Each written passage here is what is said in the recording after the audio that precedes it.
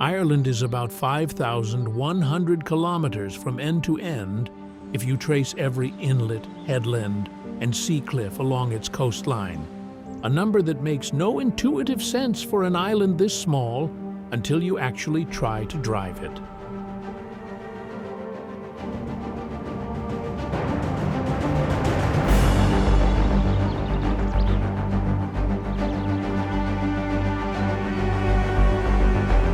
The interior is no simpler.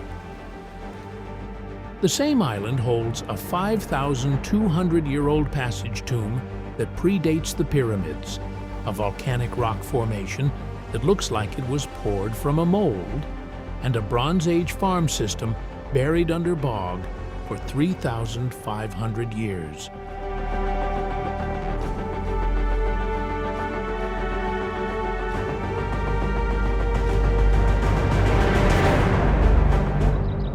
These things are not connected by theme. They are connected by the fact that they are all still here and still legible because the land that preserved them is one of the strangest and most geologically restless in the North Atlantic. We are going to travel this island the long way, starting in the east at the Bóinne Valley. We move south and west through limestone plains, glacier-scoured mountains, and Atlantic headlands before swinging north through Donegal and ending on the Antrim coast. 25 stops. This episode is not a highlights reel. It is a record of specific places where the depth of what happened, geologically, ecologically, and historically, is still visible in the ground beneath your feet. Era Trails does not do checklists. We slow down enough to understand a place, then move on. Ireland rewards that approach more than most. The pace here is deliberate. The material is dense. Let's begin in the east, where a farming community built something that has outlasted every civilization that came after them.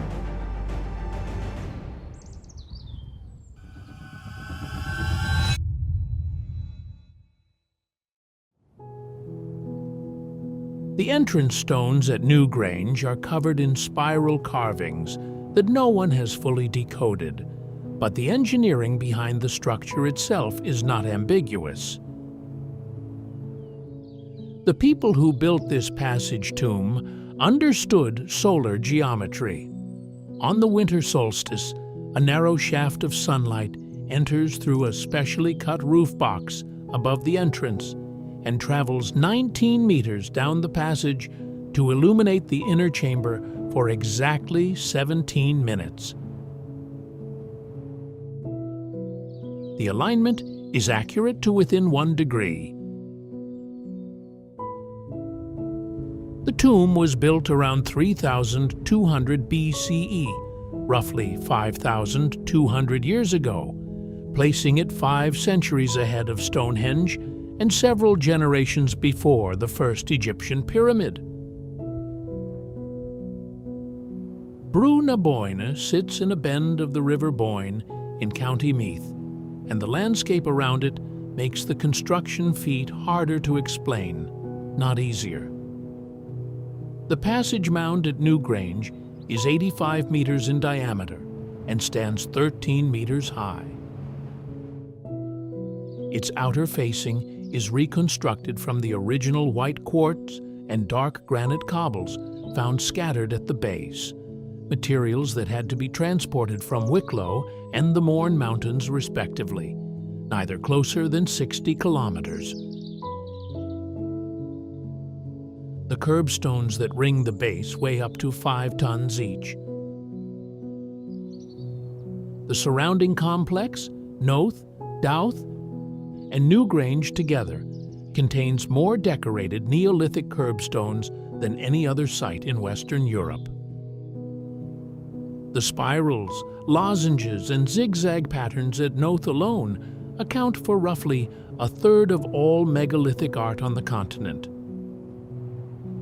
The functions of the subsidiary chambers at Noath are still debated, but the site shows continuous occupation from 3200 BCE through the early Christian period, a span of roughly 4,000 years. The geology under the Bóinne Valley is Carboniferous limestone, laid down around 340 million years ago when this part of Ireland sat beneath a warm, shallow sea.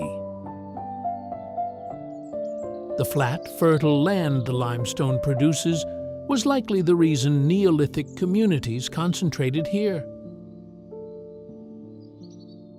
A river valley with rich alluvial soil, navigable water, and abundant stone close enough to Quarry. The Bóinne was not just a scenic backdrop. It was the logistical highway for moving the materials that built these monuments. The Brú na Bóinne Visitor Centre holds the primary interpretive collection for the site and manages access to the interior chambers of Newgrange and Noath. Entry to the chambers is by guided tour only, and access to the solstice event at Newgrange is allocated by annual lottery. Roughly 30,000 people apply each year for the 50 available places inside the chamber on the mornings around the solstice. The people who actually see the light travel down that passage are statistically very lucky.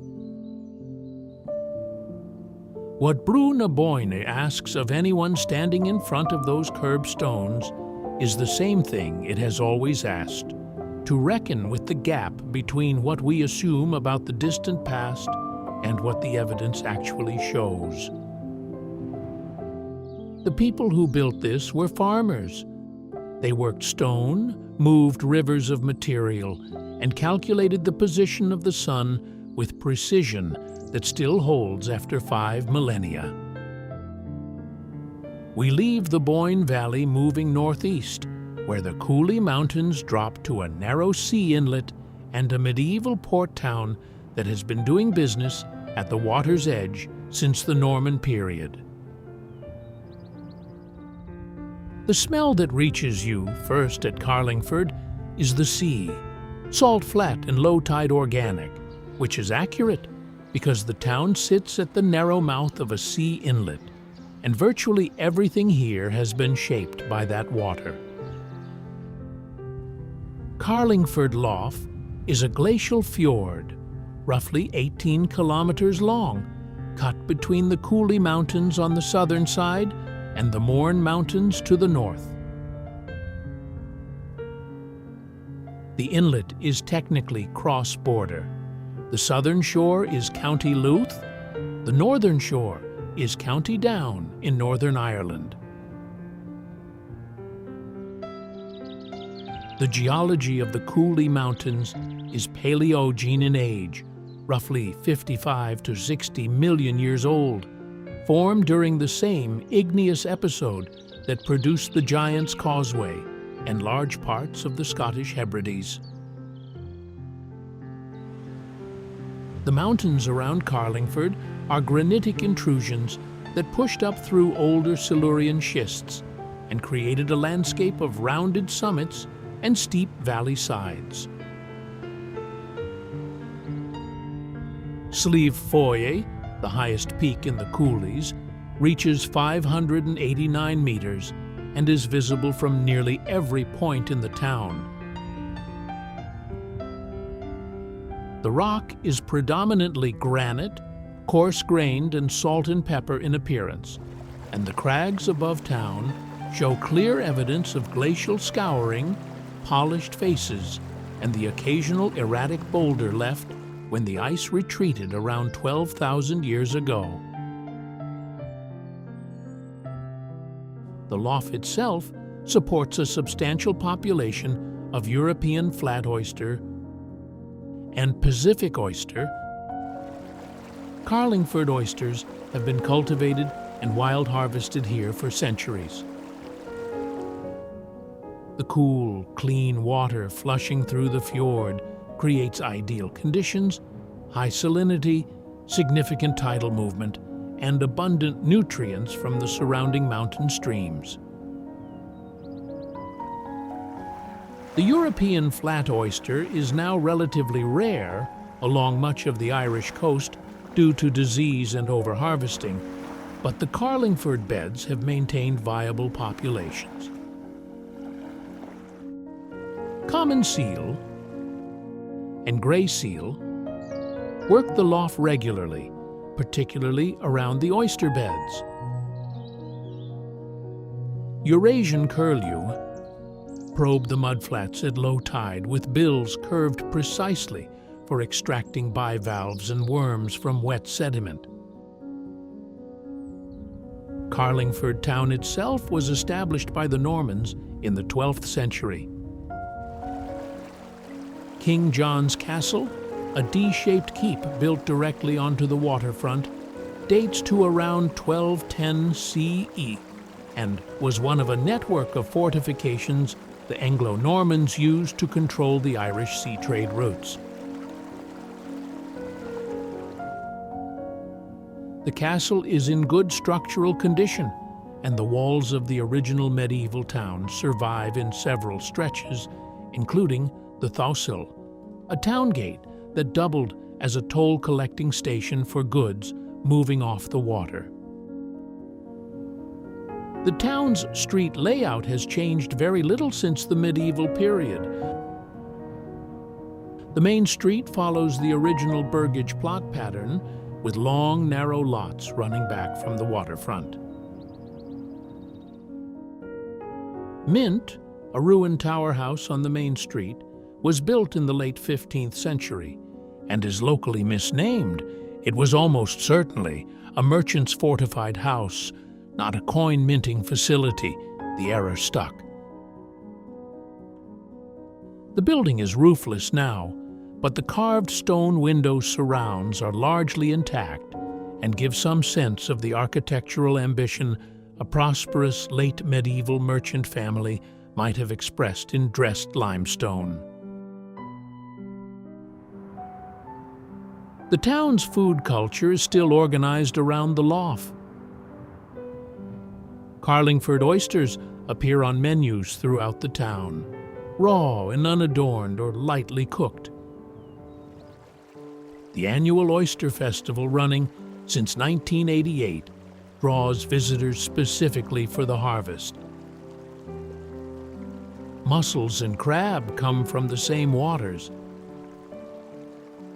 The broader Cooley Peninsula produces beef and lamb grazed on mountain pasture. The connection between the mountain landscape, the water, and what ends up on a plate at a table 50 meters from the shoreline is not a marketing construction.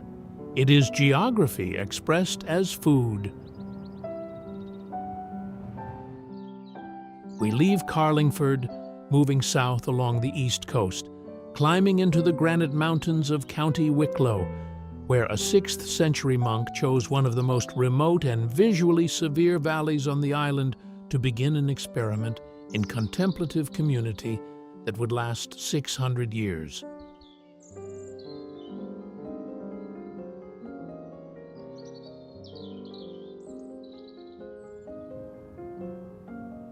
The two lakes at Glendalough sit at the bottom of a glacially carved valley in the Wicklow Mountains, with valley walls steep enough that in winter the sun clears the ridge for only a few hours. The Wicklow Mountains are the largest continuous upland area in Ireland, roughly 500 square kilometers of high ground, predominantly formed from 400-million-year-old Leinster granite that was emplaced as a batholith during the Caledonian orogeny. The granite here is coarse-grained and heavily jointed, prone to tor formation on the upper slopes, and to creating the thin, acidic soils that define the upland ecology. The valley was gouged out by glacial action during the last ice age, the ice retreating around 12,000 years ago and leaving the characteristic U-shape with two ribbon lakes at its floor. Glendalough means Valley of the Two Lakes in Irish.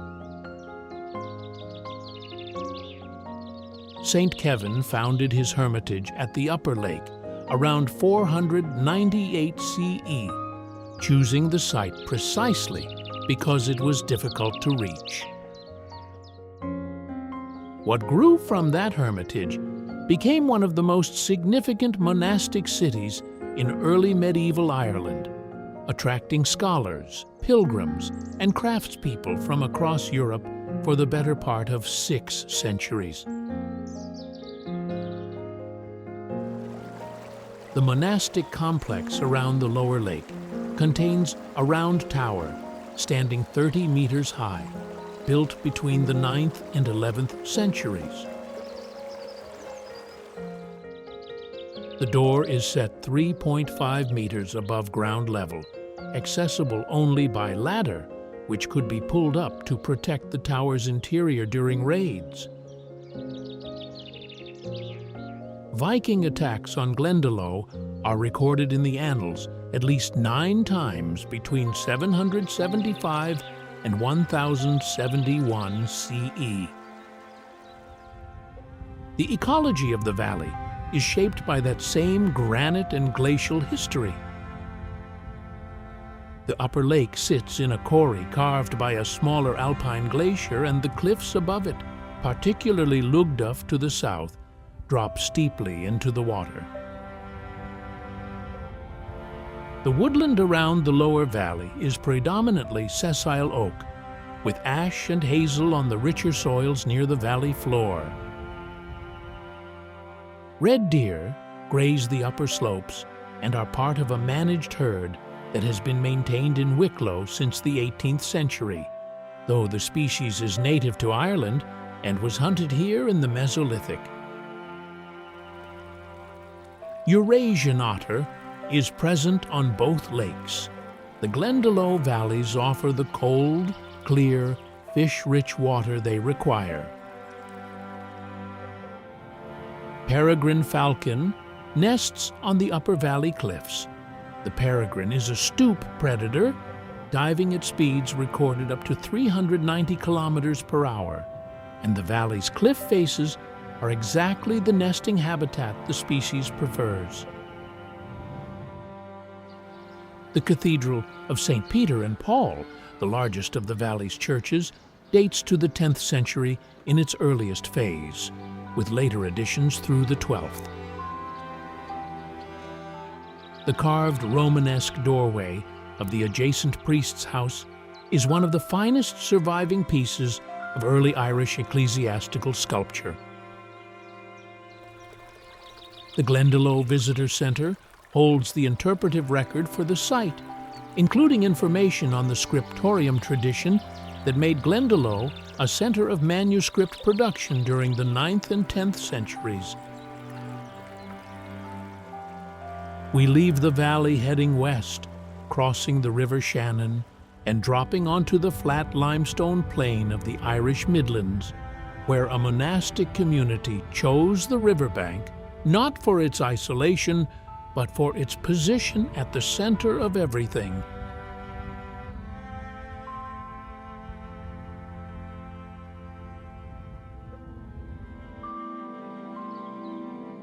Clonmacnoise sits on a low esker ridge above the River Shannon in County Offaly, and the position was deliberate. The Shannon is Ireland's longest river, 360 kilometers, and at Clonmacnoise it intersects the Esker Riada, a long gravel ridge formed by subglacial meltwater channels and used as the main east-west route across Ireland since at least the early medieval period. The monastery founded here by Saint Gairan in 544 CE was not a retreat from the world. It was placed at the crossroads of the most important transport corridors on the island.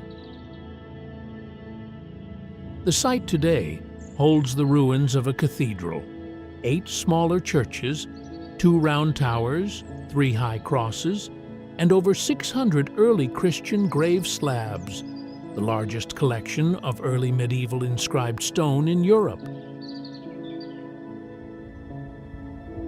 The crosses are the most immediately striking. The cross of the scriptures, dating to around 900 CE, stands 4 meters high and carries figural panels depicting the crucifixion and scenes from the scriptures cut with a precision that suggests a high-status workshop operating at the peak of its technical capability. The geology underfoot at Clonmacnoise is the Escar-Riata material itself, glaciofluvial sands and gravels deposited by meltwater rivers flowing beneath the ice sheet as it retreated around 13,000 years ago. The Escar system runs across the Irish Midlands in a near-continuous ridge from Dublin Bay to Galway Bay, and it remains visible in the landscape as a distinctive raised spine running through otherwise flat terrain.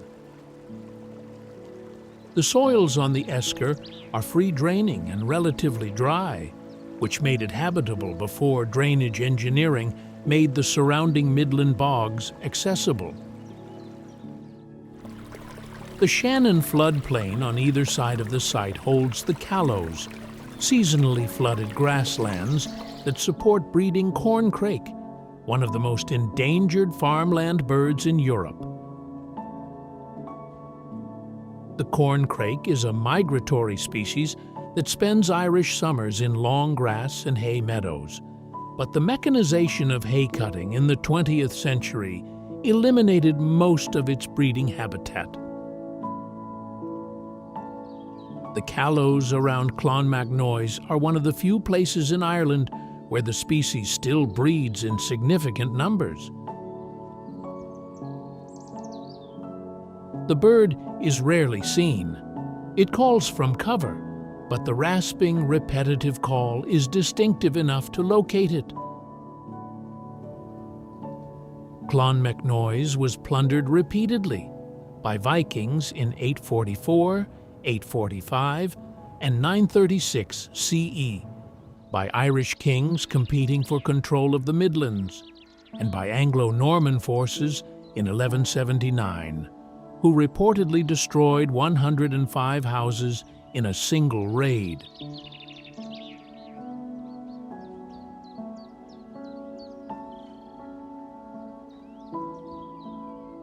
The English army under Athlon's garrison sacked it in 1552, after which it was never rebuilt as a functioning monastery.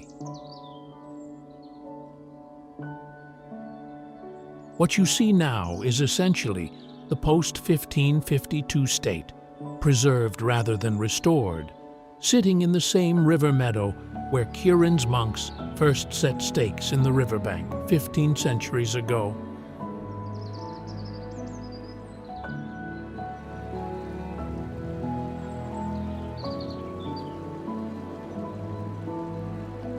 We leave the Shannon and move southwest into County Limerick, to a lakeshore that shows continuous human habitation across nearly every period of Irish prehistory.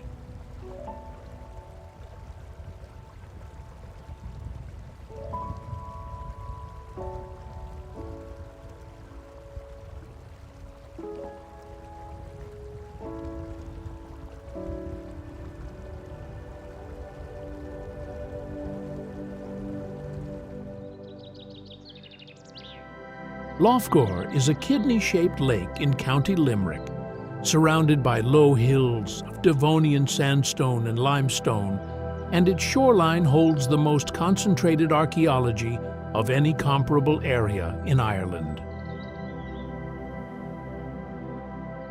People have been living here continuously since around 4,500 BCE. That is, roughly 6,500 years of permanent settlement along roughly 3 kilometers of lakeshore. The lake sits in a limestone karst basin and was partially drained in the 19th century, which lowered the water level and exposed substantial portions of shoreline that had been submerged for centuries, revealing stone structures, artifacts, and organic material that rewrote the archaeological sequence for the region. The largest stone circle in Ireland sits on the northwestern shore at Grange, dating to around 2,200 BCE. It is 45 meters in diameter and formed from 113 standing stones, the largest of which weighs an estimated 40 tons. Unlike the elaborate solar alignments at New Grange, the Grange Circle appears to have been built primarily as an enclosure. Its single entrance faces east-northeast toward the midsummer sunrise, but the structure reads more as a ceremonial gathering space than a precision observatory. The ecology of the lakeshore reflects the limestone geology directly. The lake is alkaline and nutrient-rich, supporting dense populations of rudd, perch, and tench. Great crested graebe nest on the lake and perform their elaborate mutual display in early spring, both birds rising vertically from the water, face to face, shaking their crests and presenting each other with weeds. Whooper swan overwinters here in significant numbers, arriving from Iceland in October and departing in March. Their calls, loud, resonant, and distinctly different from the mute swan's silence, carry across the water on still mornings. The Lough Gur Visitor Centre and Heritage Trail cover the full stratigraphic picture, from Neolithic farmsteads through Bronze Age metalworking. Several significant hoards of bronze tools and weapons have been found in the lake and its immediate surrounds through Iron Age and medieval occupation. The castle ruins of Bourchier's Castle and the earlier Caherelli Castle stand within sight of the stone circle, medieval stone sitting in the shadow of prehistoric stone. We leave Lough Gur and move south to the coast, to a harbour town that twice changed the course of Irish history from a position of strategic control over a deep-water anchorage.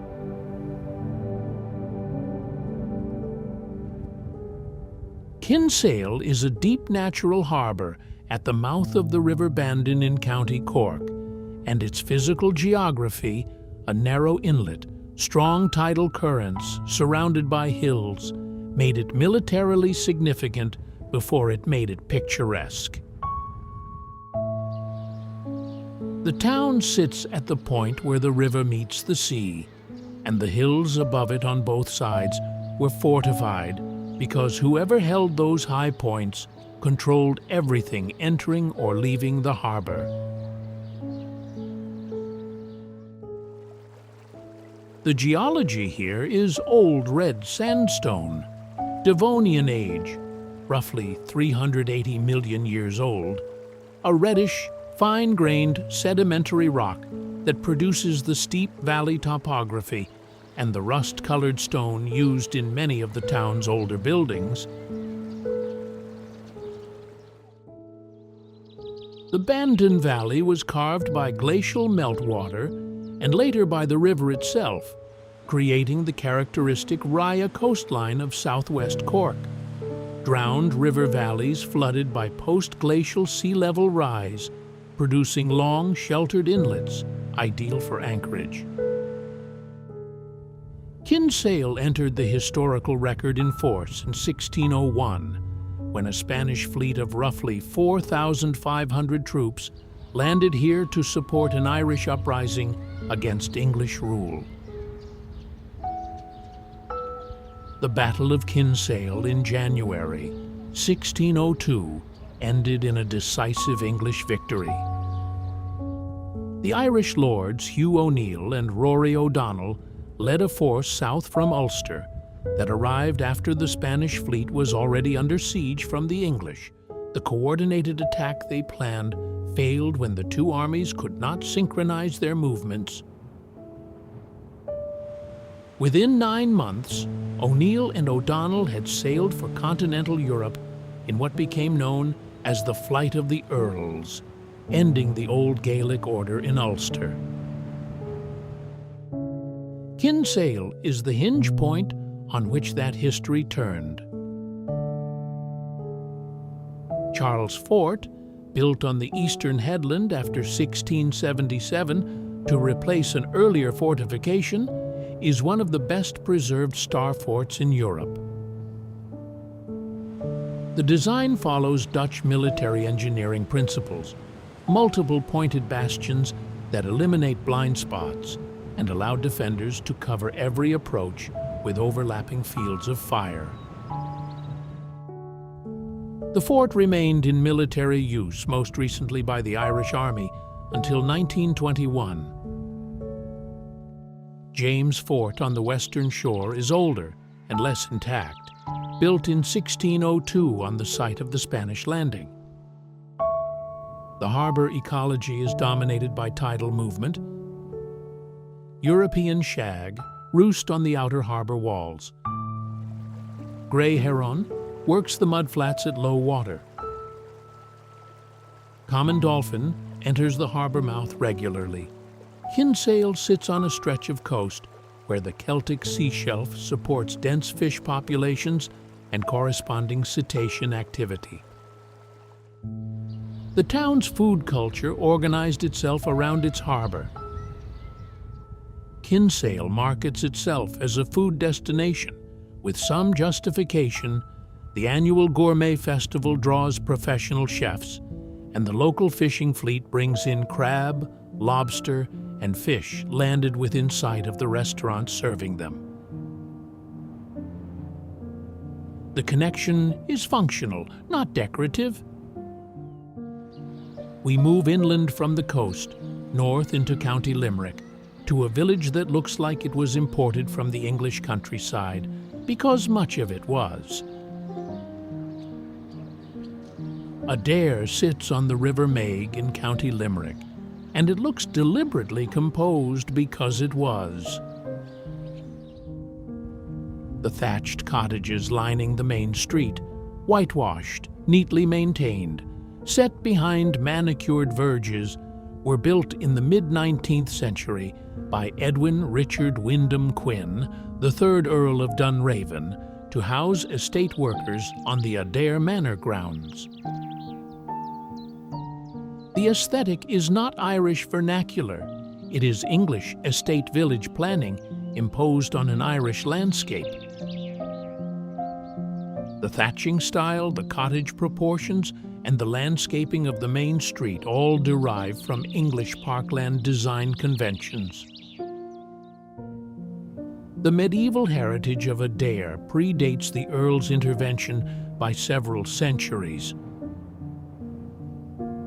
3 medieval abbeys survive in various states of preservation within the village.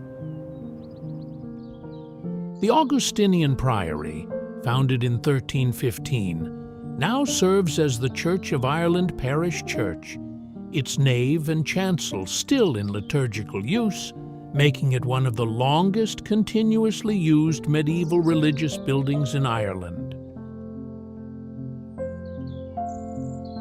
The Franciscan Friary across the Meg was founded around 1464 and is now largely ruinous, but retains a substantial cloister arcade. The Trinitarian Abbey, built in the 13th century, is the oldest of the 3 and now functions as the Catholic parish church.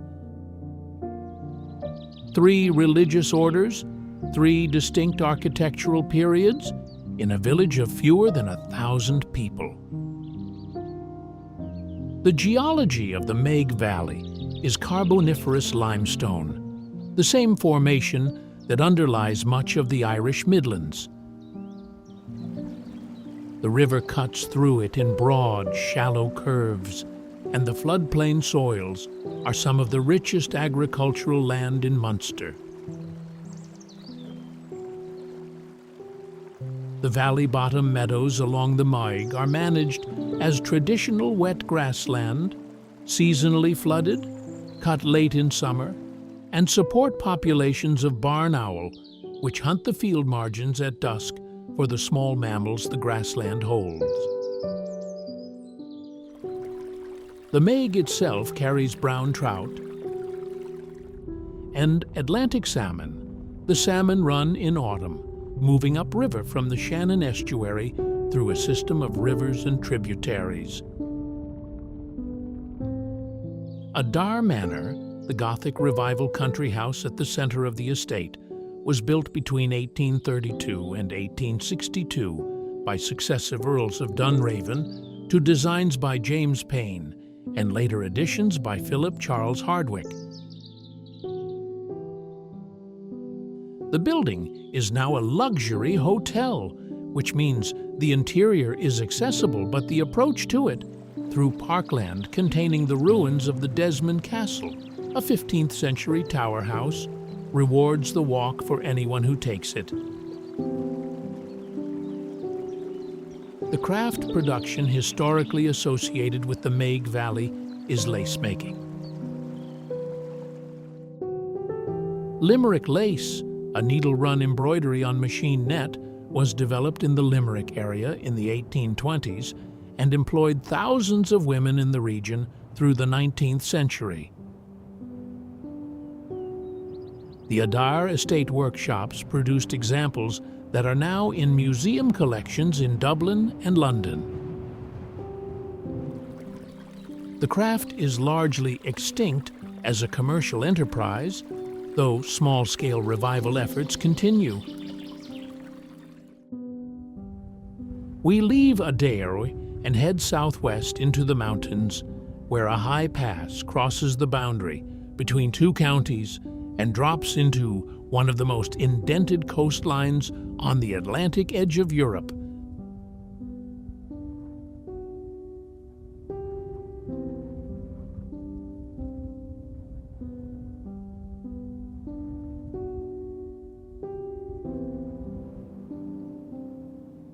The Healy Pass Road climbs from Adragole on the Cork side to Lough Gur in Kerry, reaching a summit of 334 meters on the spine of the Caha Mountains, and the view from the top is one of the clearest demonstrations of Irish coastal geology available from a road. To the south lies Bantry Bay. To the north, Kenmare River. Both are drowned river valleys. Rias formed when post-glacial sea level rise flooded the low ground between the sandstone ridges. The ridges themselves run east-west, a structural consequence of the Variscan orogeny that folded the old red sandstone of Munster into a series of parallel east-west anticlines and synclines between 380 and 300 million years ago.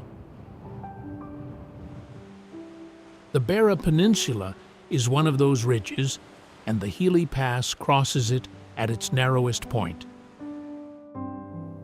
The old red sandstone that forms the Beara is Devonian, deposited in terrestrial alluvial fans and river systems when this part of Ireland sat south of the equator.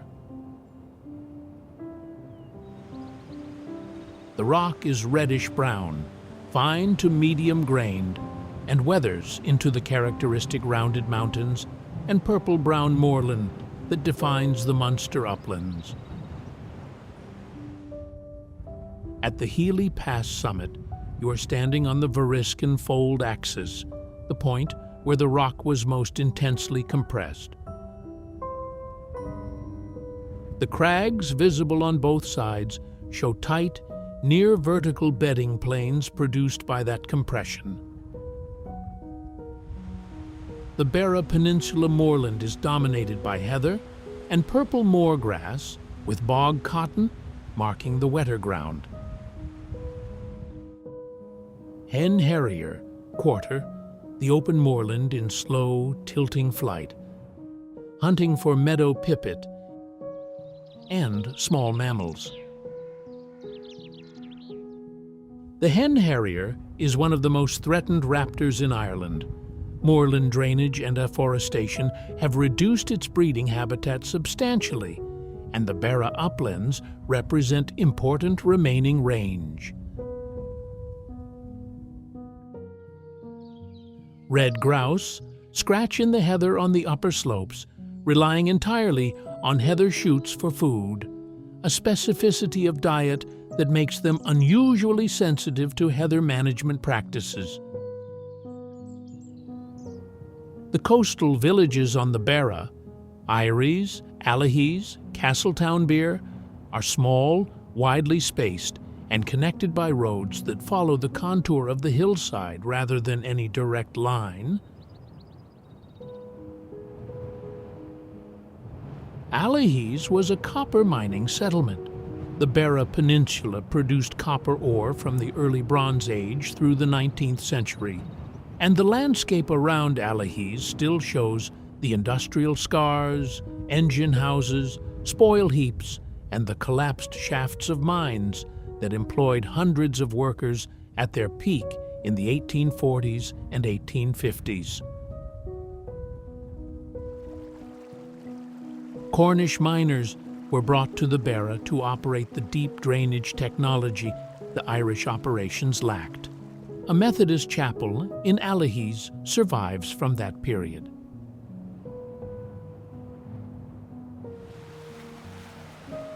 We continue north and west along the Beara Peninsula, stopping first on an island off the Kerry coast, where a grotto and the world's oldest cable railway mark the edge of the accessible world before it drops into the Atlantic.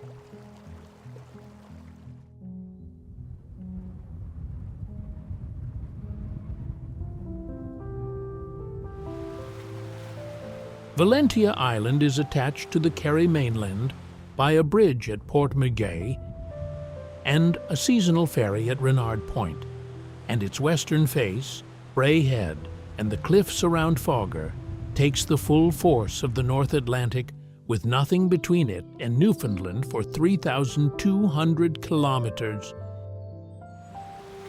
The island is 11 kilometers long and 3 kilometers wide, formed from the same Devonian Old Red Sandstone as the surrounding Kerry coast, but here the rock has been cleaved into a fine-grained slate that was quarried commercially for nearly 2 centuries.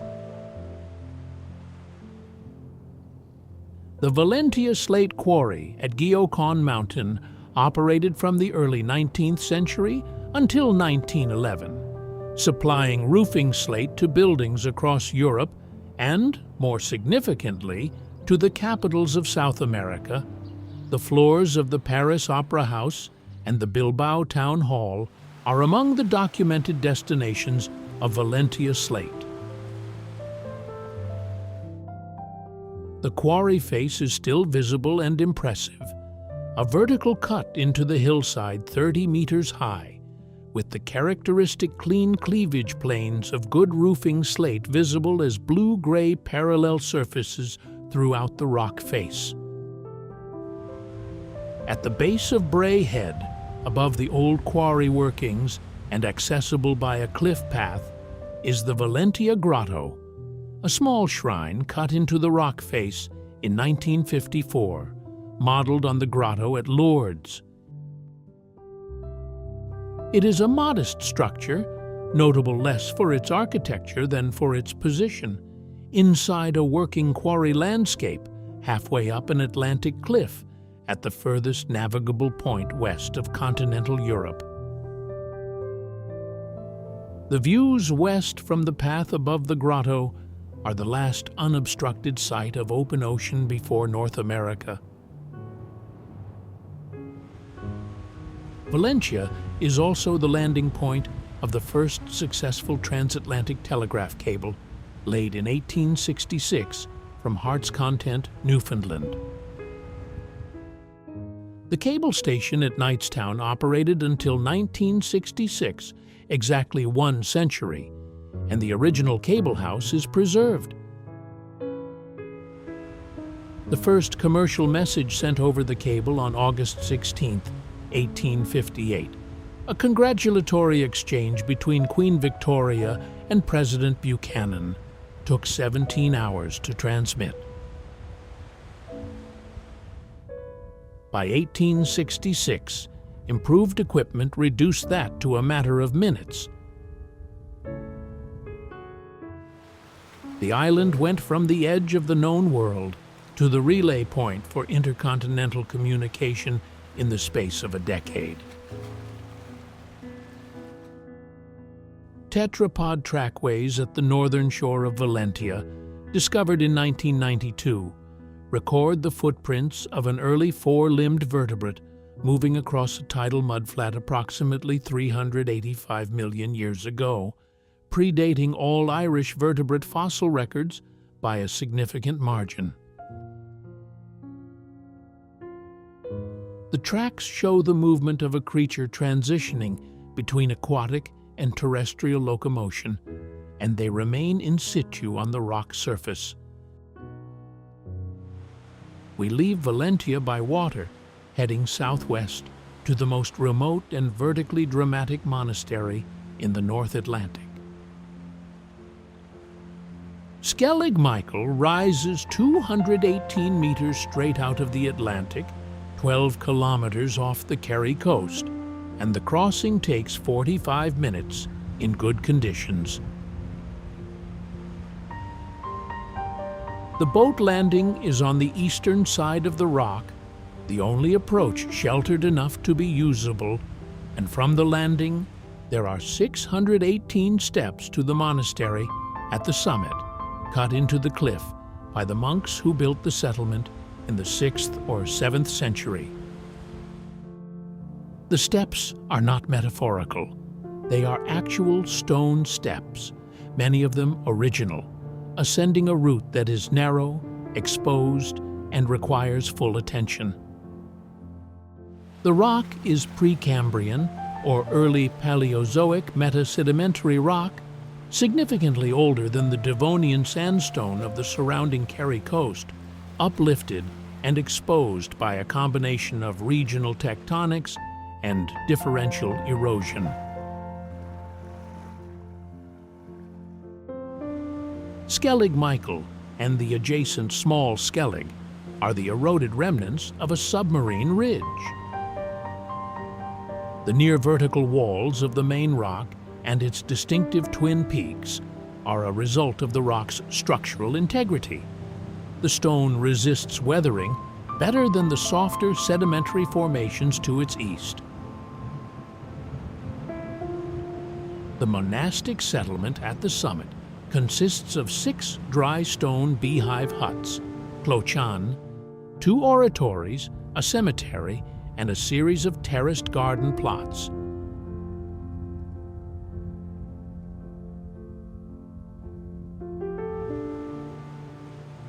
The dry stone construction uses corbelling. Each successive ring of stones overlaps slightly inward until the structure closes at the top, and several of the huts have stood intact for over 1,000 years without mortar.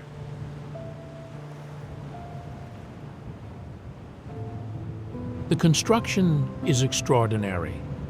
The cells retain a watertight seal through geometry alone, with individual stones angled slightly downward on the outside to shed water away from the interior.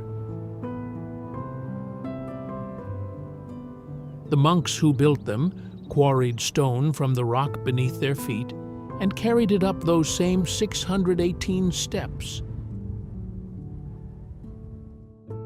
Skellig Michael was occupied continuously from around 600 CE to the late 12th century, when the community relocated to the mainland at Ballinskelligs.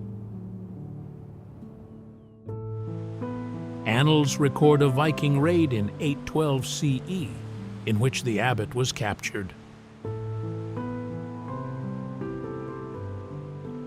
The rock was apparently not abandoned after the raid. The monastery continued to function for another 300 years.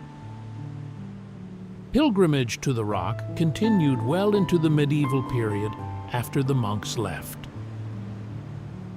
The Gannet colony on Small Skellig, the adjacent rock 2.5 kilometers to the west, numbers around 70,000 birds, making it the second largest northern gannet colony in the world.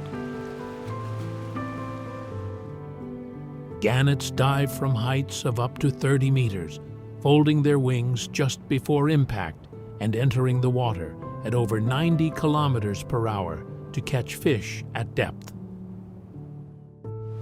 The noise from the colony is audible from the main rock. Atlantic puffin nest in burrows on Skellig Michael itself in significant numbers, arriving in spring and departing by August. Access to the rock is strictly limited by the number of licensed boats permitted to land passengers. The season runs approximately April to October, weather permitting. Rough seas make landings impossible on a significant proportion of days each season. We leave the Skelligs and return to the mainland, moving northwest along the Iveragh Peninsula to the long headland drive that wraps around the tip of the Dingle Peninsula above the Atlantic.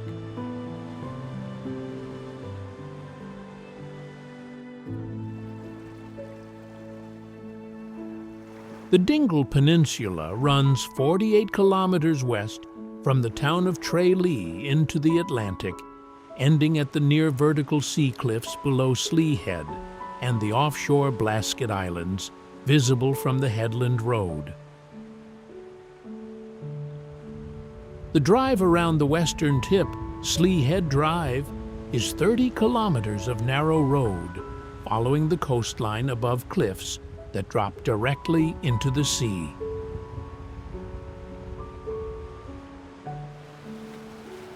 The view west from Slea Head itself takes in the Blaskets, Great Blasket, Innis Tuaishart, Innis Meayan, and several sea stacks, the outermost of which is Tirot Island, with its lighthouse, Ireland's most westerly point. The geology of the Dingle Peninsula is more varied than the Iveragh to the south. The eastern and central parts are Devonian Old Red Sandstone, but the western tip around Slea Head exposes older Silurian sedimentary and volcanic rocks, greywackies, tuffs, and pillow lavas deposited in deep ocean conditions around 420 million years ago.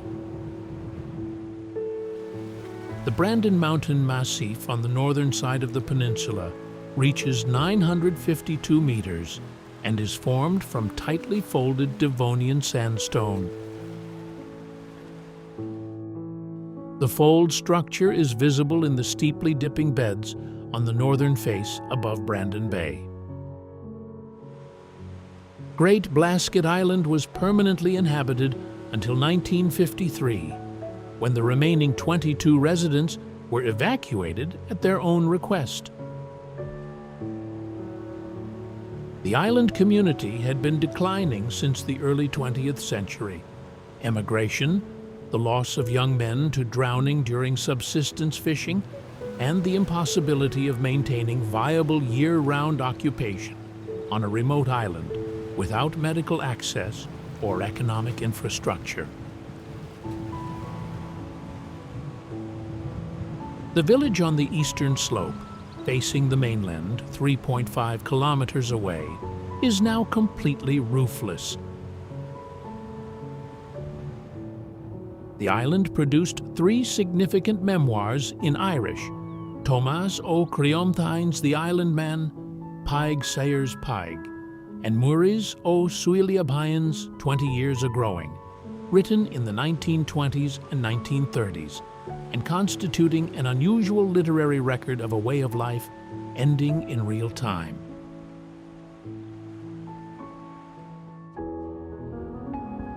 The Dingle area contains the highest concentration of early Christian and Iron Age monuments in Ireland. Ogham stones, ring forts, beehive huts, and carved stone crosses appear on virtually every hillside. The Fahan group of Clochan on the western slope above Slea contains dozens of dry stone beehive huts, the largest concentration on the peninsula, many still structurally intact. Bottlenose dolphin inhabit Dingle Bay year-round.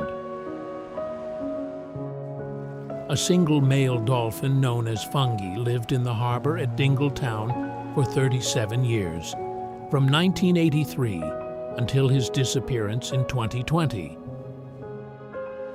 The resident population in the broader bay is more ecologically significant, a group of approximately 130 individuals that has been studied consistently since the 1990s and represents one of the best documented inshore dolphin communities in Europe. Chough, a crow with a curved red bill and red legs, feed along the cliff tops and coastal grasslands. The chough uses that curved bill to probe dung and short turf for invertebrates. Its range in Ireland is concentrated on the western seaboard, and the Dingle Peninsula is one of its core habitats. We leave Slea and move east along the Beara Peninsula toward the largest lake system in Ireland, set in the mountains of the interior and carrying a biodiversity record that reaches back to the last ice age. Killarney National Park covers 102 square kilometers of mountain, lake, and ancient woodland in County Kerry, and holds the largest contiguous area of native woodland in Ireland. The 3 lakes, Lough Lean, Muckross Lake, and the Upper Lake, occupy a series of glacially excavated basins set between the McGillycuddy's Reeks to the west and the Mangerton Mountain Massif to the east. Carrauntoohil Hill, the highest peak in Ireland at 1,038 meters, rises at the western edge of the park, part of the Reeks Ridge that forms the skyline from most points on Lough Lean. The geology transitions here. The western mountains are Devonian Old Red Sandstone, the same formation as most of Kerry. But beneath Lough Lean and the lower lake margins, Carboniferous limestone re-emerges, creating an unusual juxtaposition: acidic sandstone uplands rising directly from alkaline lake margins. That chemical gradient drives exceptional botanical diversity. The lake margins and lower woodland contain plants characteristic of base-rich conditions, including arbutus, the strawberry tree, which grows nowhere else in Ireland or Britain except here, and a few coastal sites in County Clare. It is a Mediterranean species at the northern absolute limit of its range, surviving in Killarney because the combination of mild oceanic winters, high humidity, and lime-rich soil at the lake margins creates a microclimate within its thermal tolerance.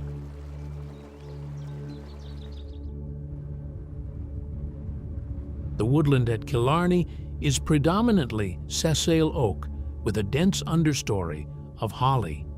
a structural combination that gives the wood its characteristic layered appearance. The ground layer is dominated by mosses and ferns, with humidity maintained by the lake and the consistent Atlantic rainfall. The Killarney woods receive around 1,500 millimeters of rain annually. Red deer here are genetically distinct from mainland European populations. Island isolation since the retreat of the ice has maintained a lineage that genetic studies suggest may be the last surviving population of the native Irish red deer without significant introgression from imported stock. White-tailed eagle, reintroduced to Killarney from 2007 onward after an absence of over a century, now breeds successfully in the park. The species was extinct in Ireland since the early 20th century, shot out for its perceived threat to livestock. White-tailed eagles have the largest wingspan of any eagle in Europe, reaching up to 2.5 meters tip to tip. They hunt fish from the lake surface, taking them with a shallow plunge, and are visible on most days, soaring over Lough Gur. Muckross House, built in 1843 in Tudor Revival style, sits on the peninsula between Lough Gur and Muckross Lake, and was gifted to the Irish state in 1932, along with the surrounding estate, the founding land acquisition for the national park. The house and its traditional farms contain working demonstrations of pre-industrial Kerry agricultural and craft practices. Killarney Town at the lake's northern shore is the service center for the park and manages significant tourist pressure, but the lake shores and mountain trails absorb that pressure better than most comparable sites. We leave Killarney heading northeast into the long glacial valley that cuts through the McGillycuddy's Reeks, one of the most geologically and scenically dramatic mountain passes on the island.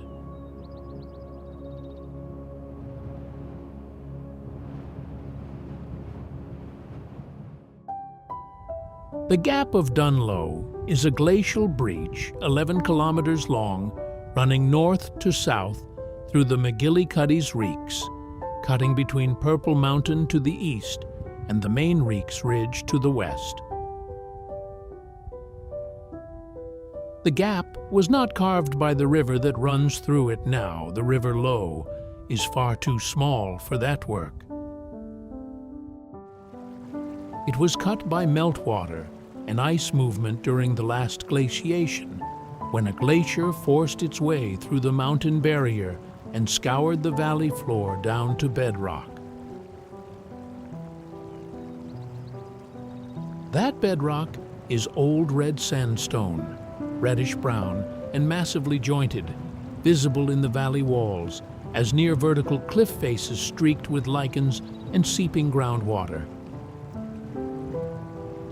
The valley floor holds 5 small lakes: Black Lake, Cush Valley Lake, Glass Lough, Black Lough, and Auger Lake, connected by the narrow river in a chain that runs the length of the gap. The largest, Black Lake, sits at the northern entrance and reflects the valley walls with the kind of stillness that only comes from water in a deep wind-sheltered trench.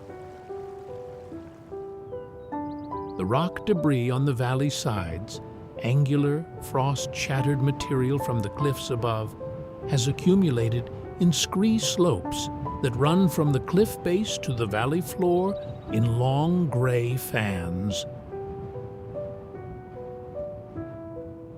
Vehicles are permitted in the gap, but the road is narrow enough that the traditional approach by pony trap or on foot remains both practical and the more rewarding option.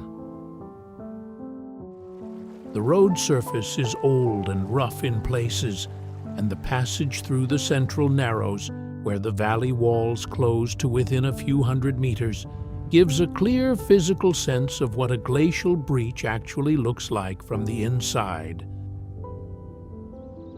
Peregrine falcon nest on the upper cliff faces of Purple Mountain above the gap.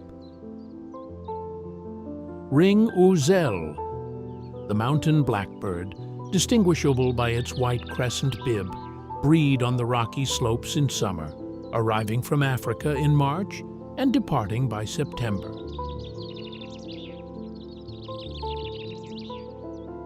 The ring ouzel is an upland specialist, dependent on the combination of rocky terrain and adjacent grassland that the gap provides.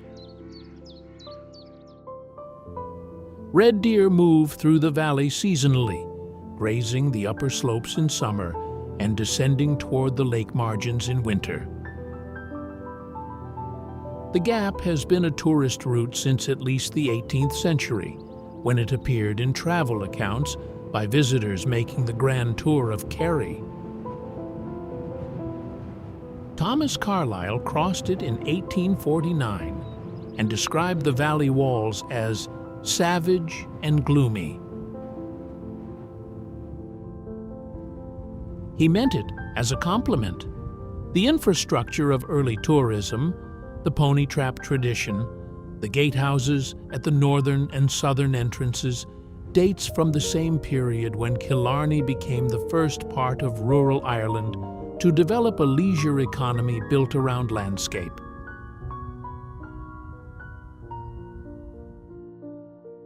At the southern end of the gap, the valley opens onto the upper lake at Lord Brandon's cottage, from which boats cross the lake system back to Killarney through a series of narrows and channels.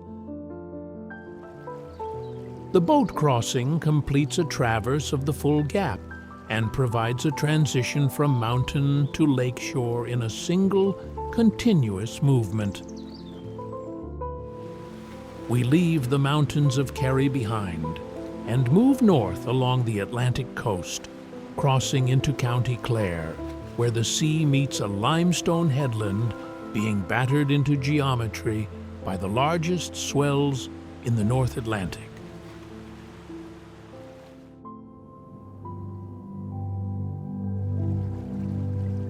The Bridges of Ross are a set of natural sea arches on the northern Clare coast near Kilkee, carved from Carboniferous limestone by the sustained action of Atlantic swells, driven across 3,000 kilometers of open ocean.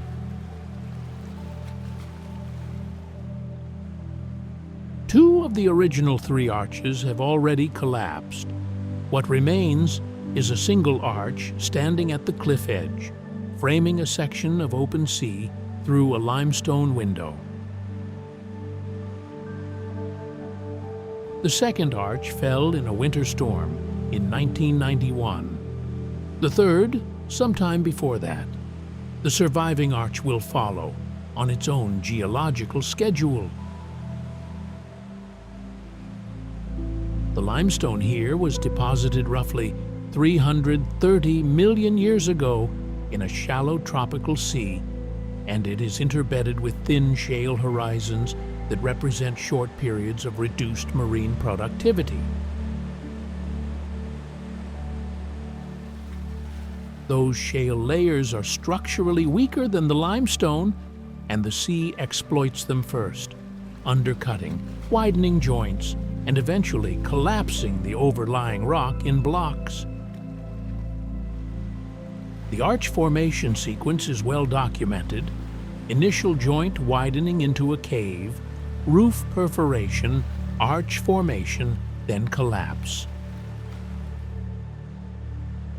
The Bridges of Ross are simply different stages of that sequence made visible simultaneously on the same headland. The site is one of the best sea-watching points in Ireland.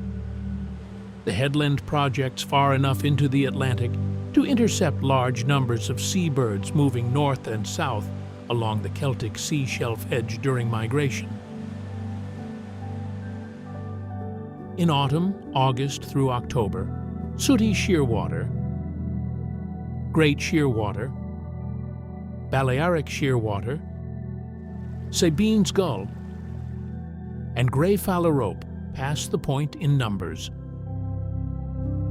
The sooty shearwater migrates from breeding grounds in the South Atlantic, Tristan da Cunha, the Falkland Islands, New Zealand, on a figure-8 oceanic circuit that brings millions of birds past Irish headlands each autumn. On a good day, in September, counts of several thousand an hour are not unusual from this headland. Chough feed along the cliff-top turf above the arches. Peregrine falcon patrol the cliff face.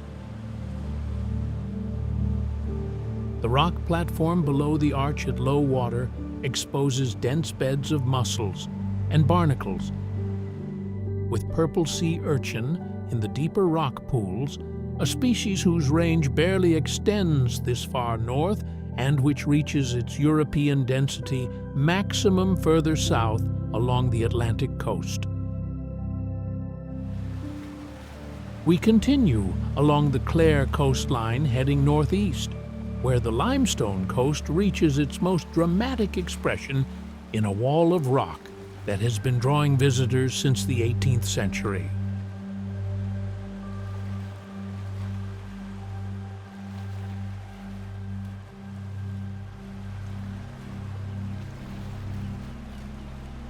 The cliffs of Moher run for 14 kilometers along the County Clare coast, rising to a maximum height of 214 meters at Knockardachan. They are not the highest sea cliffs in Ireland. Slieve League in Donegal exceeds them, but they are the most vertical and the most visited. The cliff faces are almost perfectly sheer, cut by wave action along a near-straight joint system in the Carboniferous sandstone and shale that forms the headland. The bedding planes are horizontal and clearly visible from the sea or from the cliff path, layered in alternating bands of gray sandstone and dark shale, like a geological section exposed for inspection.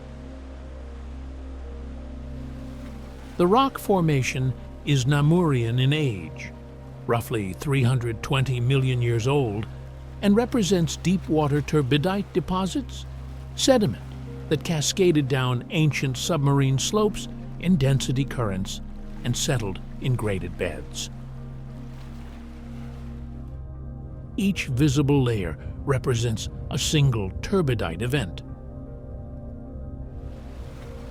At the cliff base, the Hag's Head promontory shows the best exposed section, including the distinctive Liscannor flags, fine-grained flagstones that were quarried locally for centuries for flooring, roofing, and road paving, and remain in use throughout County Clare. The Liscannor flag surfaces of many old Clare farmhouses are cut from the same formation that forms the cliff face. The ledge systems on the cliff face support one of the largest seabird colonies on the Irish Atlantic coast. Razorbill and common guillemot pack the narrow ledges in breeding season. Guillemots stand upright and nearly touching, their pointed eggs incubated on bare rock. The egg shape is not accidental. The pointed form causes it to spin in a tight circle rather than roll straight off the ledge if disturbed.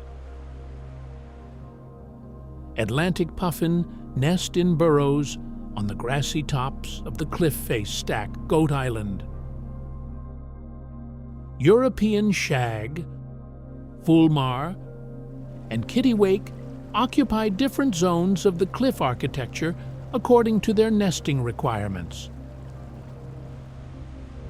Total breeding seabird numbers at the cliffs of Moher exceed 30,000 pairs. O'Brien's Tower, the circular observation tower on the highest point, was built in 1835 by Cornelius O'Brien, a local landlord who wanted a structure from which to show the view to visitors. It was commercial tourism infrastructure, built at a moment when the cliffs were already a recognized destination on the Grand Tour circuit. The cliffs of Moher Visitor Centre is built largely underground into the hillside behind the cliff edge, its turf roof keeping the structure from competing visually with the landscape. We turn our backs on the ocean and move inland a few kilometers, where the landscape changes so completely it looks like a different country entirely. The Burren is a 530 square kilometer plateau of exposed Carboniferous limestone in County Clare, and the first thing that registers about it is that there is almost no soil. The limestone pavements, flat, fractured, pale gray sheets of rock, cover the plateau's upper surface in a near continuous expanse. The cracks between the limestone blocks are called grikes. The blocks themselves are clints. The grikes can reach 2 meters deep and several meters long, and their sheltered interiors hold a botanical community found almost nowhere else on Earth. The limestone was laid down around 340 million years ago in a warm, shallow sea.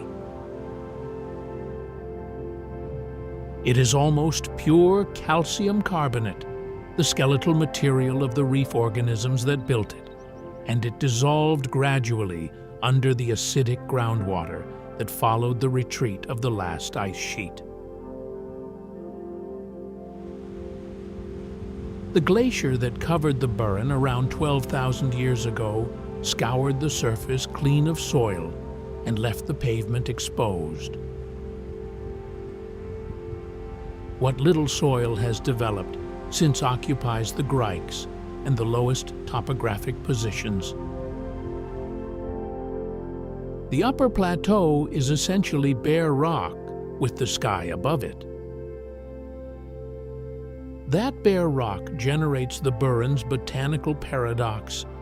The grikes maintain a frost-free microclimate through winter. Limestone absorbs and retains heat, and the deep fissures protect plants from wind. The result is a co-occurrence of species from entirely different biogeographical origins. Arctic alpine plants like mountain avens growing within meters of Mediterranean plants like maidenhair fern, and the dense blue spikes of spring gentian. The spring gentian reaches its maximum Irish density on the Burren and flowers in April and May, an intense ultramarine blue against the gray limestone that is about as visually striking as wildflowers get. The Burren also has a significant cave system beneath it. Ailwee Cave is the most accessible, a stream cave with stalactites, stalagmites, and a hibernation chamber showing the claw marks of brown bear on the cave walls. The bears used the chamber for winter denning and are now extinct in Ireland, gone since around 1000 CE. Pole and Ionian, a vertical shaft cave on the plateau, contains a stalactite measured at 7.3 meters, the longest known in the Western Hemisphere. Polnabrone dolmen on the plateau surface is a portal tomb. Two upright stones supporting a single flat capstone, dated by bone fragments found beneath it to between 3,800 and 3,200 BCE. The capstone is estimated to weigh 5 tons and sits at a slightly tilted angle that is structurally original, not the result of settling. The dolmen was a communal tomb. The remains of between 16 and 22 individuals were found in the chamber, along with animal bones, pottery, and a polished stone pendant. We leave the limestone and move west to the Aran Islands. 3 limestone platforms sitting in the mouth of Galway Bay and continuing the same geology of the Burren 12 kilometers out to sea.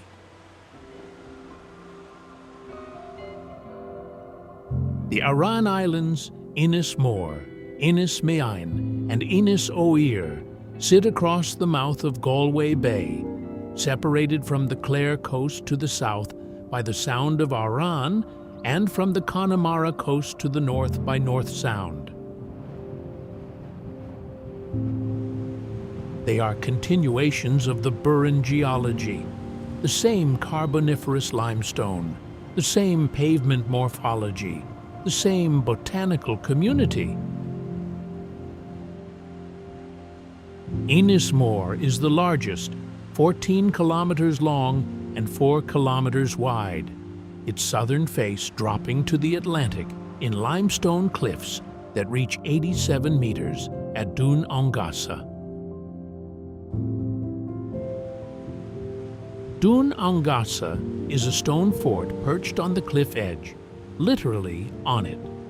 The inner wall of the fort ends at the cliff face with an 87-meter vertical drop to the sea below. The fort consists of 3 concentric stone walls, enclosing a roughly D-shaped space, the straight edge being the cliff. The innermost wall is 5.8 meters thick in places. Between the middle and outer walls, the builders placed a field of chevaux de frise, closely spaced upright limestone slabs set in the ground at varying angles, designed to slow or stop a charge of men on foot. The fort dates to the Late Bronze Age or Early Iron Age, roughly 1100 to 800 BCE, and its defensive function is not in doubt. What it was defending against specifically is less clear. The Aran Islands were never substantially glaciated. They sat at or near the southern edge of the ice sheet, which means their soil development is older and more complex than the mainland Burren. The islanders have added to it for centuries by spreading sand and seaweed over the limestone pavement, building up a thin soil layer that supports cultivation. The small field systems visible across Inis Moher are partly ancient and partly the product of this slow agricultural construction. The Irish spoken on the Aran Islands is one of the last native speaker communities of Connaught Irish, the Western dialect family, considered by many linguists to be the most archaic surviving form of the language. The population of Inis Moher is around 850 people, Inis Meain around 180, and Inis Oir around 270.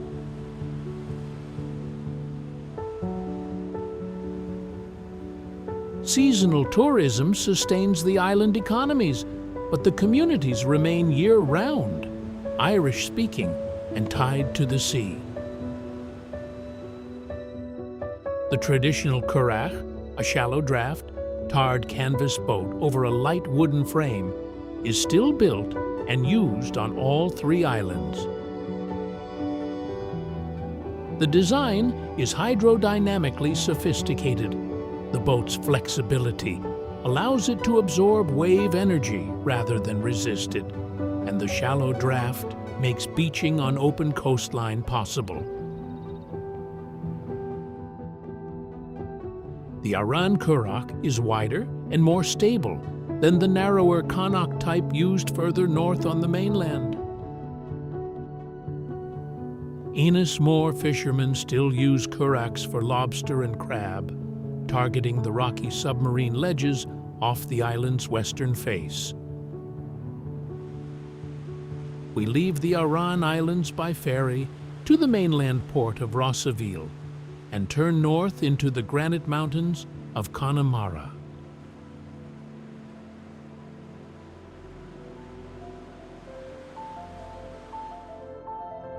Connemara National Park covers 2,957 hectares of mountain, bog, and heath in County Galway, centered on the 12 Bens, a cluster of quartzite mountains whose bare, white summits are visible from most of western Connemara. The highest, Ben Bóinne, reaches 729 meters. The quartzite here is Dalradian in age, roughly 600 million years old, metamorphosed from original sandstone during the Caledonian orogeny, and now so pure in silica content that it resists chemical weathering almost completely. That resistance is why the summits are bare white rock, rather than rounded peat-covered moorland. The quartzite produces no clay minerals when it weathers, and without clay, there is no soil development to speak of.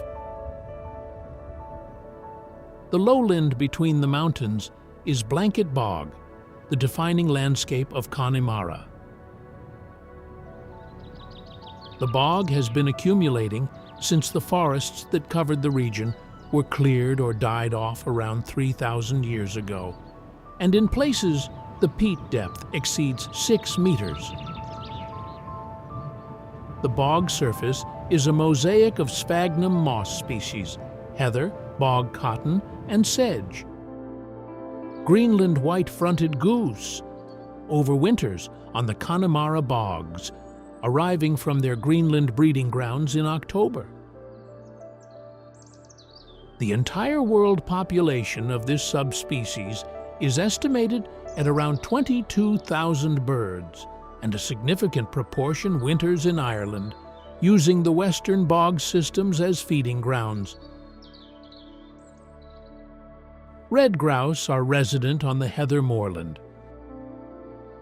Golden eagle, reintroduced to Donegal from 2001 and now ranging more widely, has been recorded over Connemara. Merlin, the smallest European falcon, nests in the heather and hunts small birds in fast, direct flight across the open bog. The traditional land use of Connemara is reflected in the pattern of small fields, stone walls, and clustered settlements visible across the low ground. The soil in the coastal lowlands, where limestone reappears beneath the bog, supports small-scale agriculture. The famous Connemara pony is native to the region, adapted to the rough terrain and sparse grazing. It is one of the oldest pony breeds in Europe, genetically distinct, and was registered as a breed in 1923, when the Connemara Pony Breeders' Society was established to prevent genetic dilution through crossbreeding. Kylemore Abbey, a Gothic Revival castle built on the shore of Kylemore Lough in 1868 by Manchester merchant Mitchell Henry as a wedding gift for his wife Margaret, is technically just outside the national park boundary. Henry spent approximately £1.5 million constructing the castle and its associated walled garden. Margaret Henry died of dysentery in Egypt in 1874, 6 years after the house was completed, and Mitchell Henry sold the property in 1903. It passed through several owners before the Benedictine nuns of Ypres, a community of Irish nuns displaced by the First World War, purchased it in 1920 and have operated it since. We leave Connemara and move north along the Mayo coast to an island that extends into the Atlantic like a pointing finger and holds the ghost of a pre-famine population still visible in the ruins on its hillsides.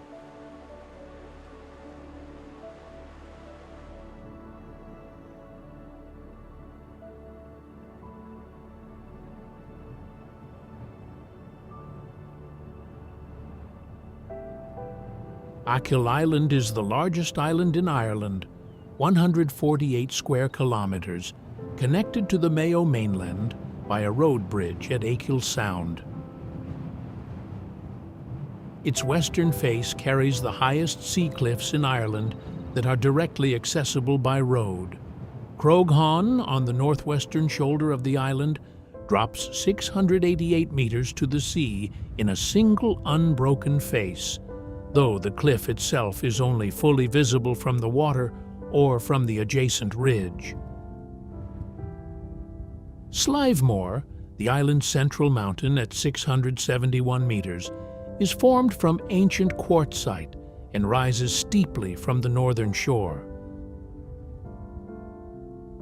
The geology of Achill is Precambrian and Cambrian metasedimentary rock, among the oldest exposed rock in Ireland, some of it over 1,700 million years old. The Achill quartzites and schists are part of the Dalradian sequence that runs through Connemara and Donegal, metamorphosed during the Caledonian orogeny, and subsequently exposed by erosion over hundreds of millions of years. The rock is pale gray to white on the high ground, massively jointed, and produces the thin, acidic soils that characterize the upland.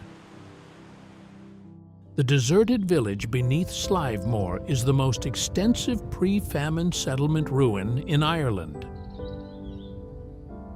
Approximately 80 stone houses, arranged in a linear village pattern, survive in varying states of collapse on the lower mountain slopes, abandoned during and after the Great Famine of 1845 to 1852. The scale of the ruins gives a physical sense of the population the island carried before the famine, roughly 5,000 people in 1841, reduced to 3,900 by 1851 through death and emigration, and declining continuously thereafter. The village was already transitional before the famine, used as a summer booley settlement where families moved with their cattle to the mountain grazing. The permanent abandonment came with the famine and the disruption of the agricultural system that made the seasonal migration possible. Achill's ocean-facing position makes it exceptional for cetacean observation. Minke whale, common dolphin, bottlenose dolphin, and harbor porpoise are all regularly recorded in the waters around the island. Basking shark, the second largest fish in the ocean, reaching 12 meters in length, filter feeds in the surface waters off Achill in summer, their dorsal fin cutting the surface as they move slowly through plankton concentrations. The species is harmless, but not subtle. A basking shark feeding at the surface is unmissable. The island's early Christian heritage is visible at Kildownet, on the southeastern shore, where a 15th century tower house and an older church ruin stand on a promontory above the Sound. The tower was associated with the O'Malley family, the dominant maritime clan of Mayo in the medieval period, whose most famous member, the chieftain and sea captain Grace O'Malley, controlled the coastal trade and piracy networks of the western seaboard from the mid-16th century, from bases including Achill and the offshore islands. We leave Achill and continue northeast along the Mayo coast, where one of the most extraordinary archaeological sites in the world was discovered under a blanket of peat bog in the 1930s. The Céide Fields in North County Mayo are the largest known Neolithic field system in the world, a structured landscape of stone-walled fields, houses, and megalithic tombs buried under 1 to 4 meters of blanket bog, preserved by the peat that grew over them around 3,500 years ago. The field system extends over approximately 10 square kilometers and was built and farmed for roughly 500 years between approximately 3,700 and 3,200 BCE, a full 5 centuries of organized pastoral agriculture in a landscape that is now uninhabitable by that form of land use. The discovery methodology is straightforward and satisfying. Archaeologist Seamus Caulfield and his father Patrick, who first noticed the stones while cutting peat in the 1930s, used iron probes pushed into the bog surface to locate the buried walls by feel, then mapped their extent systematically. The wall network they revealed is orthogonal, running in parallel strips with cross walls dividing the strips into rectangular plots. The regularity implies deliberate planning. Someone, or some community, laid out this system before building it. The bog that buried and preserved the Céide Fields is itself approximately 3,500 years old in its lower layers, forming initially as climate-cooled and waterlogged conditions made farming impossible. The peat above the walls contains pollen records that show the transition from open farmland to bog in the botanical sequence, cereals and grass pollen declining, replaced by the bog-forming plants as the climate shifted. The geology beneath it all is Dalradian schist and quartzite, producing the thin, waterlogged soils that eventually surrendered to bog formation when conditions changed. The Céide Fields Visitor Center, designed by Liam McCormick and opened in 1993, sits on the cliff edge above the Atlantic with a glass pyramid extending over the cliff face. The building is architecturally significant. It received the Architectural Association of Ireland's highest award, and its position offers a clear view down to the sea cliffs below, which expose the geological sequence through the local rock in a clean coastal section. The cliff edge walk along the headland gives direct access to the bog surface and, with the interpretation from the visitor center, allows a reasonably detailed reading of the buried landscape. The Céide headland also supports nesting fulmar, razorbill, and common guillemot on the cliff faces below. Golden plover breed on the open bog in summer. Their liquid, descending call is one of the characteristic sounds of the Irish uplands. We continue northeast, leaving Mayo and crossing into County Sligo, where a flat-topped mountain has served as a visual and cultural anchor for this stretch of the northwest coast for the entire span of human settlement in Ireland.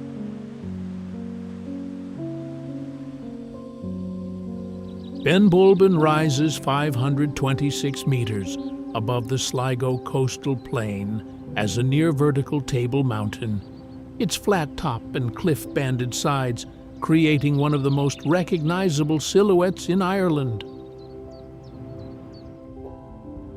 The shape is a function of the rock sequence, a hard limestone cap sitting on weaker shale, with the limestone resisting erosion while the shale beneath erodes more quickly.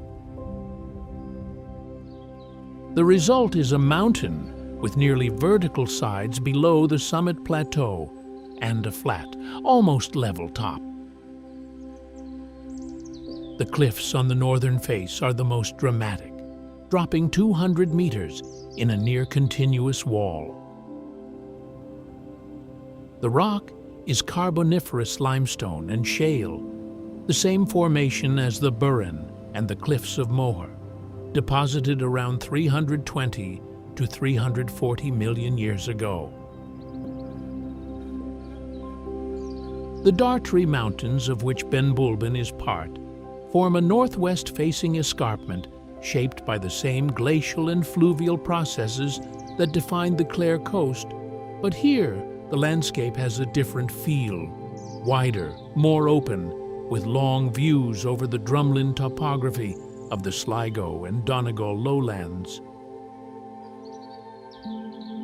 The summit plateau supports a suite of Arctic alpine plants, mountain avens, alpine saxifrage, and fringed sandwort that survived the last glaciation in refugia on the higher ground.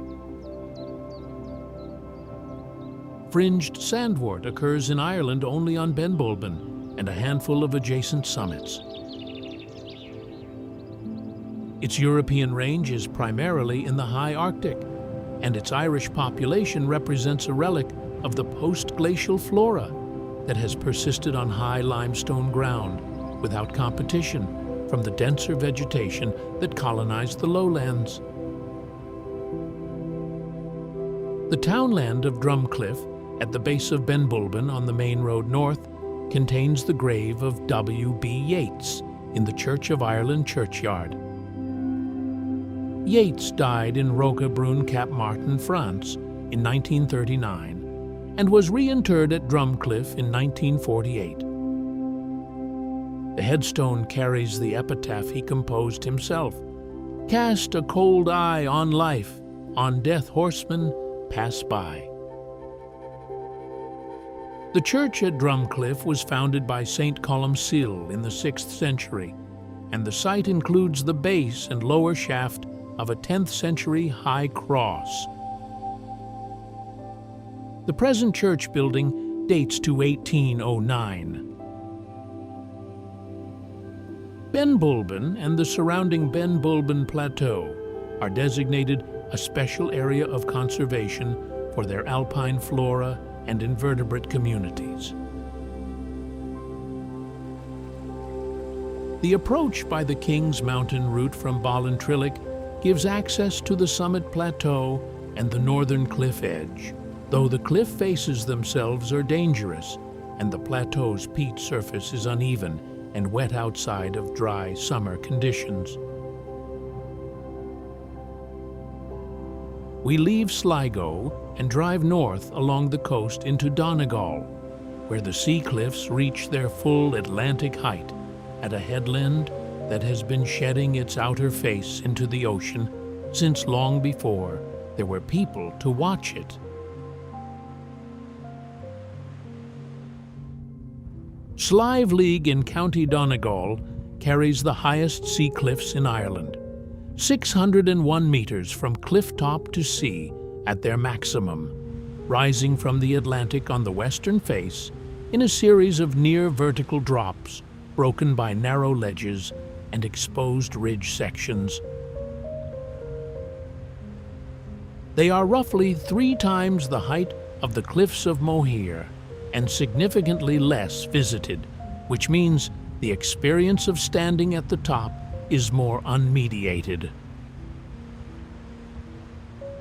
The wind at the Slieve League summit is not a weather condition, it is a structural feature of the headland.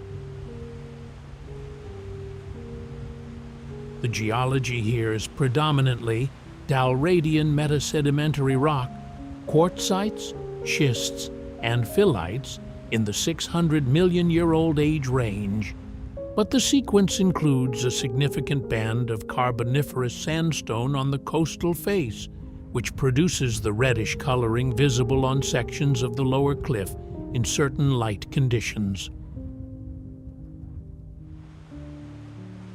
The cliff-top ridge, known as One Man's Pass in its narrowest section, is a knife-edge arrayet formed by glacial erosion on both sides simultaneously, the western Atlantic face and a smaller Quarry glacier on the eastern side working toward each other, until only the ridge remained. The One Man's Pass section is approximately 1 meter wide at its narrowest point, with drops on both sides. It is not technically difficult, but it requires comfort with significant exposure. The broader summit route avoids it. Most walkers from Bunglass, the car park at the cliff top, stay on the wider track and approach the main viewpoint without crossing the arete. Chouf are common along the cliff tops. Peregrine falcon nests on the cliff face. Common seal haul out on the sea rocks visible at the base of the cliffs on calm days. From the summit, they are visible as dark shapes on pale rock, identifiable by the way they lie in a banana curve, heads and tails raised simultaneously. Minke whale and common dolphin are regularly seen in the bay below. The village of Teelin, at the foot of the mountain, is a Gaeltacht community, Irish-speaking by tradition and daily practice. The broader Donegal Gaeltacht is one of the largest Irish-speaking regions in Ireland, and the dialect spoken here, Ulster Irish, is one of the 3 main dialect groups. The fishing tradition at Teelin is still active, with crab and lobster the primary commercial catch from the inshore boats operating out of the small pier. We leave Slieve League and move northeast through the Donegal interior into a national park built around a glacial lake and a woodland restoration that is bringing native forest back to a landscape that lost it over 1,000 years of human use.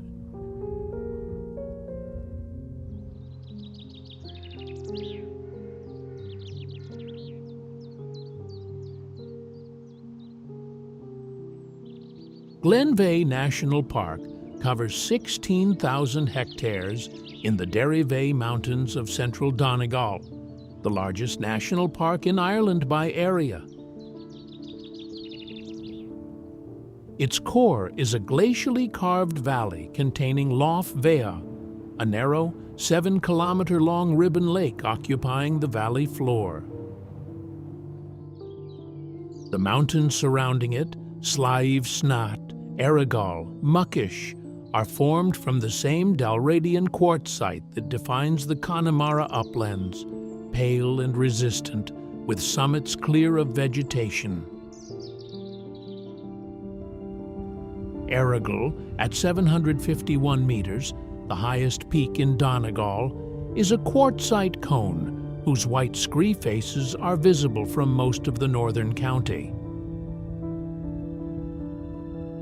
The history of Glenveigh is weighted with one of the worst chapters of the 19th century Irish land system.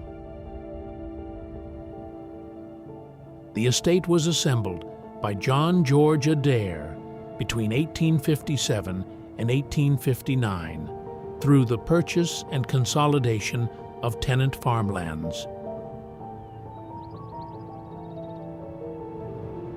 In April 1861, Adare evicted 244 people, virtually the entire population of the valley, on the grounds that their cattle had trespassed on his land and that a manager had been murdered by persons unknown.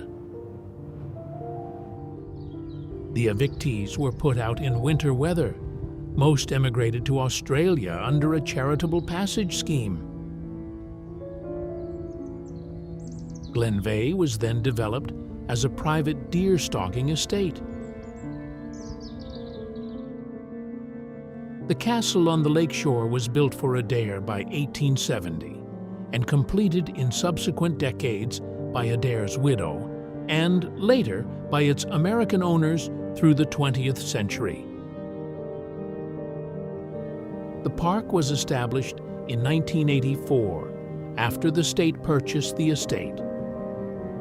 The Woodland Restoration Program, the Glenveigh Oak and Atlantic Woodland Project, has planted over 350,000 native trees in the valley since the 1980s, attempting to reconstruct the Atlantic oakwood and birch woodland that covered the lower valley before historical clearance. The restoration is one of the largest native woodland programs in Ireland and is measurably progressing. Satellite imagery shows the woodland extent expanding year on year. Red deer are managed within the park, where the herd has been maintained since the estate period and now numbers approximately 600 animals. Golden eagles were reintroduced to Glenveigh in 2001 through a program that brought juvenile birds from Scotland. The reintroduction has been partially successful. Breeding pairs have established in Donegal, though the population remains small and vulnerable to illegal poisoning, which has killed a significant number of eagles since the program began. White-tailed eagle has also been recorded in the park. We leave the interior of Donegal and make our way east across the border into County Antrim, to a coastline that produces one of the most geometrically precise geological structures on Earth.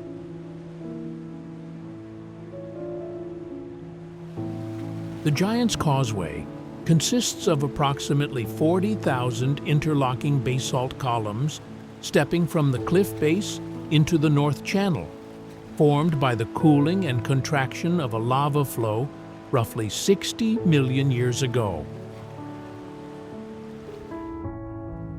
The columns are predominantly hexagonal, a natural consequence of the geometry of contraction.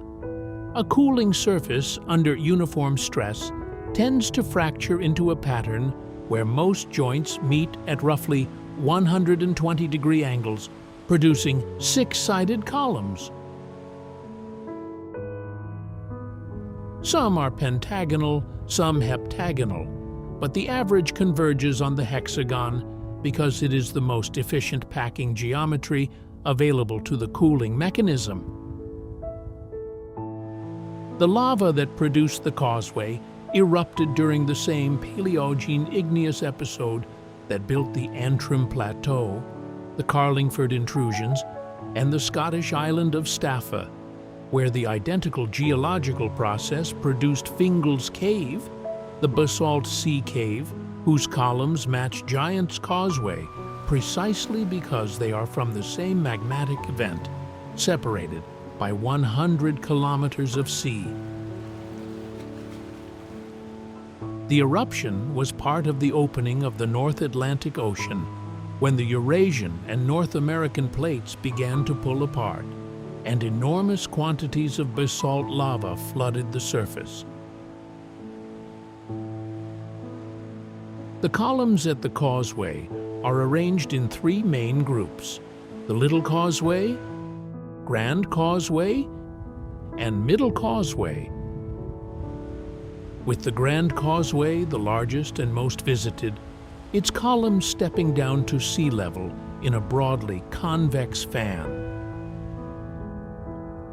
The tallest columns on the coastal cliffs above reach 12 meters.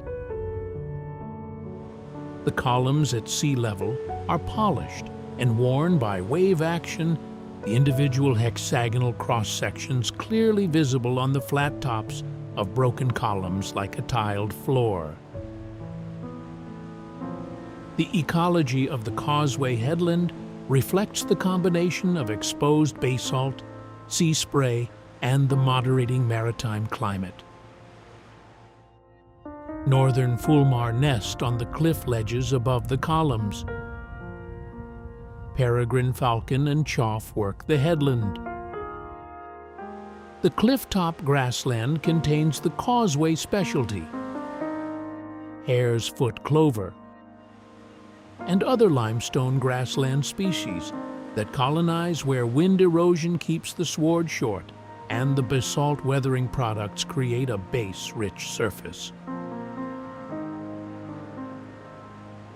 Giant's Causeway has been a UNESCO World Heritage Site since 1986 and a National Nature Reserve since 1987.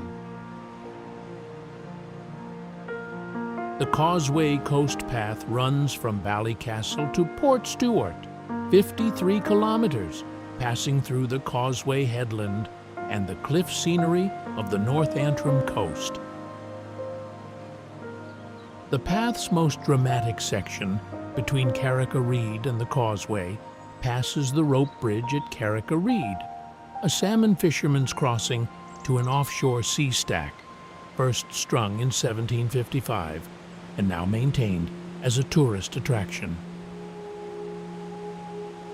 We make our final stop a short distance east, in the valleys that cut through the Antrim Plateau toward the sea.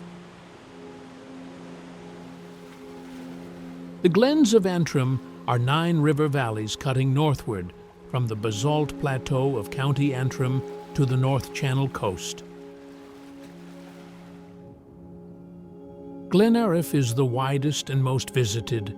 Its floor is broad enough to have supported a significant agricultural settlement, and its waterfalls at Esna Larrick and Esna Crub are among the most photographed in Ulster. The valley's width is a function of the underlying geology, a band of weaker chalk beneath the basalt, which eroded more quickly and allowed the valley to widen. The chalk is white and soft, and the rivers cutting through it expose clean white sections in the lower valley walls beneath the darker basalt above. The basalt plateau from which the glens descend is the Antrim Plateau, one of the most extensive basalt lava fields in Europe, covering roughly 3,800 square kilometers of County Antrim and County Londonderry at an average thickness of 180 meters. It is the surface expression of the same 60-million-year-old volcanic episode that produced the Causeway. The plateau surface is flat, boggy, and featureless from above. It is the edges, the glens cutting inward, the coastal cliffs dropping to the sea, where the structure becomes visually interesting. The glens were historically the most Gaelic-speaking part of Ulster, maintaining the Irish language and culture well into the 19th century through relative geographic isolation. The coastal road linking the glens, now the A2, was not completed until 1832, before which the communities were more closely connected to Scotland by sea than to the rest of Ireland by land. The North Channel, at its narrowest point, between Torhead and Kintyre, is 21 kilometers wide. The MacDonald clan, the dominant family of the Glens from the 15th century, maintained active connections across that narrow channel for generations. Red squirrel, survives in the oak and mixed woodlands of the glens, holding on in refugia where the invasive grey squirrel has not yet displaced them. The grey squirrel outcompetes the red in deciduous woodland by outforaging it and by carrying squirrel pox, which is lethal to red squirrels and harmless to grey. The glens of Antrim are part of a conservation program using trapping and habitat management to maintain red squirrel populations in the remaining strongholds. The walk from Cushendall to Cushendun along the cliff path above the sea gives the best composite view of the glen's coastline, basalt headlands, small shingle beaches, and the Scottish coast visible across the North Channel on clear days. Cushendun village, at the mouth of Glendoon, contains a group of whitewashed cottages designed by Clough Williams Ellis, the architect of Portmeirion in Wales, built in 1912.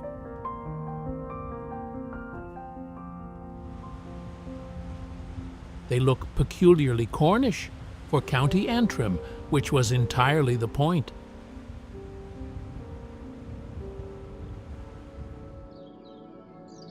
"25 stops, something like 5,000 years of human presence made legible in stone, bone, and water. And a geological clock running underneath all of it that measures time in hundreds of millions of years, against which the 5 millennia of human activity at Newgrange is less than a breath. What stays with you from a journey across Ireland is not any single monument or cliff face. It is the density of the layering. At Clonmacnoise, a 9th century stone cross stands in a meadow used for cattle grazing in the Bronze Age. At Glendalough, the round tower that sheltered manuscripts from Viking raids still stands above the lake where Eurasian otter are hunting this morning.